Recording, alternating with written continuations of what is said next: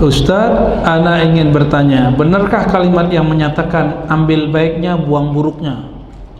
Apaan ini ya? Untuk menuntut ilmu mengaji ke semua ustadz yang kita tak memilih dari kelompok si A atau si B. Oke. Sementara di sisi lain dari pemahaman akidahnya kita berbeda. Apakah perbedaan pemahaman akidah adalah perbedaan usul? Jadi bagaimana kita memahaminya?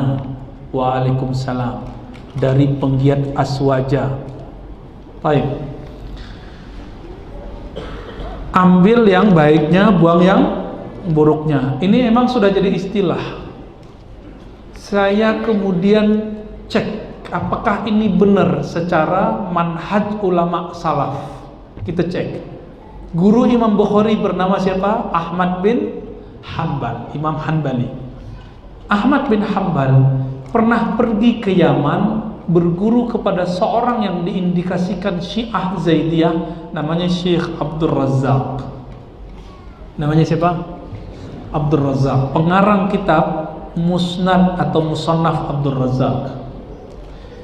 Apa kata Imam Zahabi dan imam-imam lain, Imam Subki? Ini aneh, ini Imam Ahmad. Kok giliran Ubaidillah bin Musa itu dikritik karena mengtafdil Ali, mengatakan Ali lebih mulia dari Abu Bakar, ditinggalkan langsung riwayatnya. Sedangkan Abdul Razak mengatakan lebih dari itu. Abdul Razak itu mengatakan Ali lebih mulia dari semua sahabat. Sama-sama Syiah kan? Tapi mereka tidak menghujat. Disebut Syiah Zaidiyah. Makanya Imam Bukhari tetap berguru kepada Ubaidillah bin Musa atau Musa bin Ubaidillah, ya, bisa kebalik namanya nih. Berguru itu disebutkan dalam Sahih Bukhari. Beliau berguru kepada orang yang terindikasi Syiah ini. Diambil baik riwayatnya, dibuang yang buruknya. Imam Bukhari sudah praktekkan. Masalahnya level ilmu kita, hati-hati kita seperti Imam Bukhari enggak? Kalau iya silakan. Kalau udah bisa bedain, oh ini dia lagi ngomong bener nih, gitu. Satu kali Imam Salafus Saleh, Imam Sauri, ya, ditanya Sufyan Ats-Tsauri, kenapa anda meriwayatkan dari rawi yang bermasalah bernama Ibnu Sa'id Al-Kalbi? Lalu Imam Salaf ini menjawab, a'rif mata yakzib wa mata yasduq. Saya tahu kapan dia bohong, kapan dia benar. Kalau sudah ngerti yang begitu, baru kita bisa belajar ke lintas ulama, lintas mazhab, lintas manhaj. Silakan.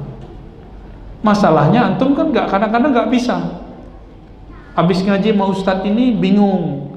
Nah, maka caranya selesain dulu kajian satu manhaj, satu mazhab Syafi'i, baru ngaji ke yang lain. Gitu caranya, biar mateng dulu. Dulu kami ingin banyak belajar mazhab, manhaj. Ditegur oleh Dr. Badi Sayyid Al-Ham, ahli hadis dan ahli fikih di Damaskus. Apa kata beliau? Ta'allamu mazhaban wahidan, ta'rif al-mazahib kullaha. Kamu pelajari saja satu mazhab, kamu akan mengenal semua mazhab. Maksud beliau apa? Oh ternyata kalau kita belajar mazhab Syafi'i, semuanya detail, kita akan mengetahui semua mazhab itu sudah ada perbedaannya dalam mazhab Syafi'i. Contoh, sentuhan tangan laki perempuan dalam mazhab Syafi'i batal nggak? Tapi di antara imam-imam bermazhab Syafi'i ada yang mengatakan tidak batal. Ketemu di situ. Ketemu ada kok. Nggak perlu orang pindah mazhab. Ketika di Mekah, ketika kita lagi tawaf, apakah perlu ngulang wudhu ketika bersentuh suami istri? Imam Syafi'i bilang tidak. Berarti nggak perlu pindah mazhab ketika kita datang ke Mekah. Masalahnya sudah belajar fikih haji umrah belum dalam mazhab Syafi'i?